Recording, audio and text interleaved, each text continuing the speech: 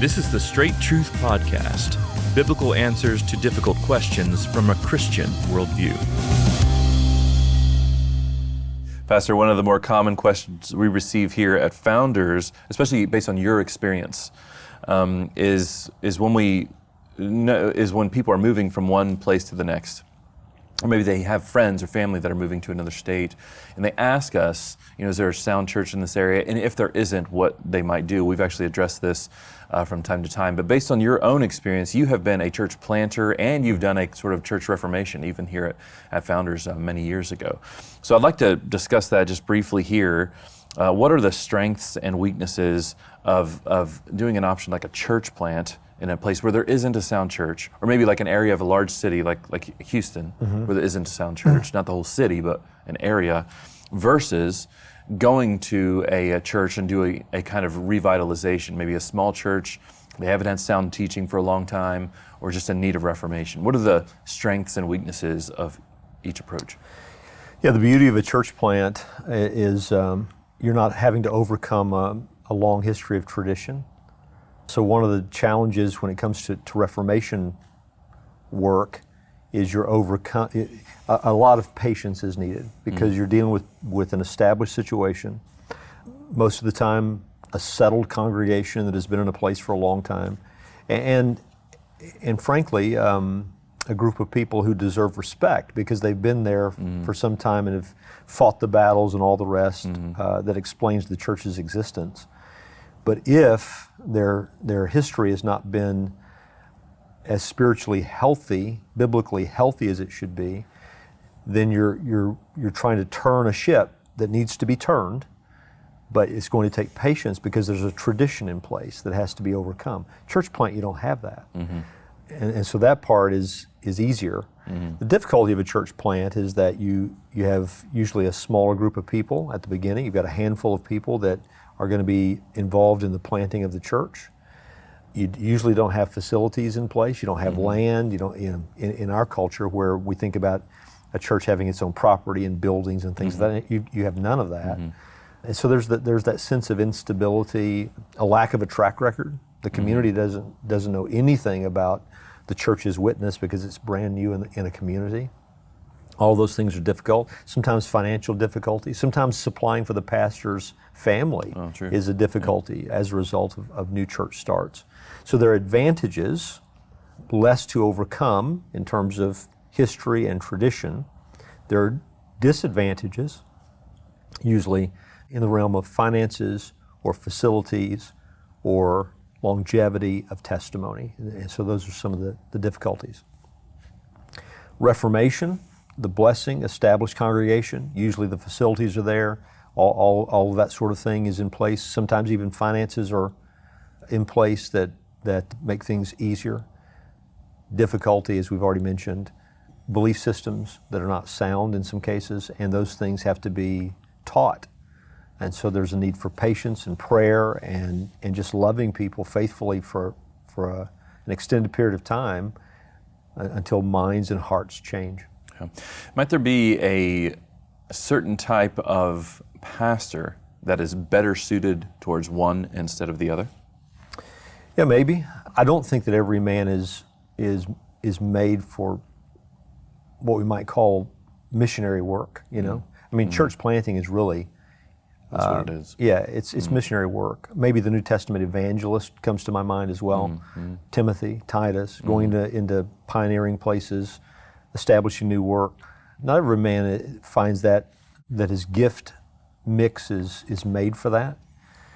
But the principles of shepherding people never change. Whether it's a church plant or it's a reformation or it's entering a healthy church, where that's another difficulty all by itself. You go into a healthy church with a long track record of faithful ministry, that presents its own challenges. Now you're living in the shadow of well-established leaders and having to sort of prove yourself in light of their long track record of faithfulness has its own set of difficulties. But the basic biblical principles for pastors never change. Prayer, ministry of the word, caring for souls, faithful character and track record of your own example. These are the ways that the day is won. So on that point, what are maybe some unhealthy trends you've seen, maybe over the years, as it relates to both of those things? I can think of a few off the top of my head, but your wisdom is more important here. So what are some unhealthy things? I mean, church planting kind of feels like a newish thing, even though it's been around since the New Testament. But in terms of like organizations, whole organizations devoted to planting churches, and the same thing on the flip side of people going to new pastors going to smallish churches that are in need of revitalization, but they make these mistakes. Yeah. What are some unhealthy things you've seen? Let's start on the side of church planting. So I believe the institution that God has ordained to plant churches are churches. Mm-hmm. And so one weakness would be, we've talked about this on the podcast before, a guy just goes out on his own, not with the blessing of elders, not with the blessing of a local church, not with the strength of a local church, standing behind the work, and just goes to plant a church. That would be a weakness. To think that the principles really need to be different at the beginning than they will be down the road. So maybe the temptation to try to grow an organization through attractional means versus just simple head down faithfulness to the scriptures would be a mistake.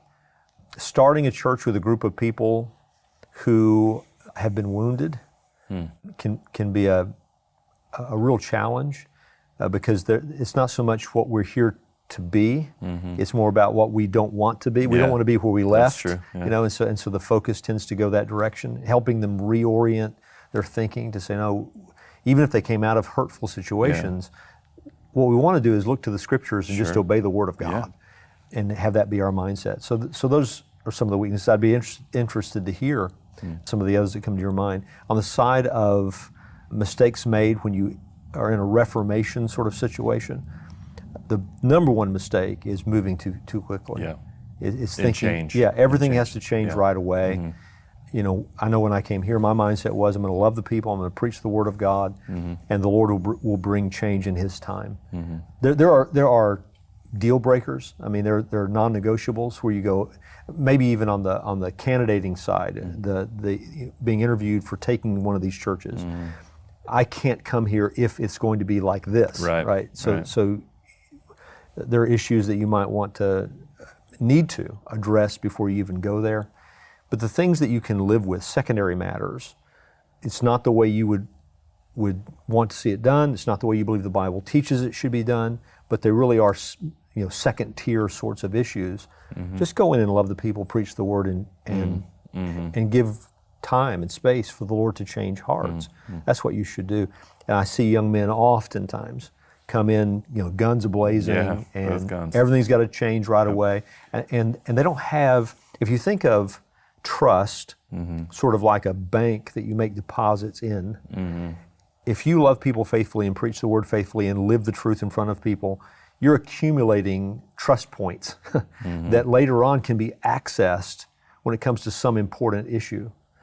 But if you try to access an empty bank account in that realm, don't be surprised when you meet with a lot of resistance because people just don't know you. And in some of these Reformation situations, they've gone through multiple pastors now. Really and so they've seen people come, they've seen people go, everything has to change, and then they leave. And now the next guy comes along, and what we just changed needs to change. And so this upheaval, and finally they end up with a mindset that goes, we'll be here, you won't be here, so we'll just keep it the way it is. That's funny, And so having that patience to love a church and not ever think in terms of using it as a stepping stone. I'm here until the Lord moves me. That's the best way to go about it, the right way to go about it. Yeah, and there seems to be, too, on that point, a responsibility of the church members to be understanding, prayerful, of course, supportive, but also understanding of their position and maybe the need that there is down the road to experience some kinds of change that might feel uncomfortable, not too quickly, as you said, but might feel uncomfortable, but are actually needed for the flourishing of the church and, of course, for the building up of the saints. Absolutely. Right. No, that's exactly right. And so church members need to preach that truth to their own hearts. We shouldn't call a pastor to come serve us if we're not willing to allow him to be an influence upon us. And that involves philosophy of ministry. That involves outlook on how ministry is on the application side of ministry, how those things how biblical truth gets applied in the life of a congregation. you're asking a man to come and be an influence. So if I'm not willing to allow him to be that, my mind and heart are not in the right places. So Lord, help us as church members to allow our leaders to lead us. And Hebrews 13:7-17 come to mind, where we need to be submissive church members and allow those who've been given charge over us in the Lord to actually exert that influence. Thanks again for joining us for this episode of the Straight Truth Podcast. Now, Straight Truth is listener supported. So if you'd like to find out ways how you can help us to continue to produce this podcast, you can go to our website and find out ways to do that, straighttruth.net. At that website, you'll also find links to all of our previous episodes and our social media channels, so be sure to check it out. Straight Truth is a production of Walking in Grace Ministries, the preaching and teaching ministry of Pastor Richard Caldwell. For more information, go to walkingingrace.org.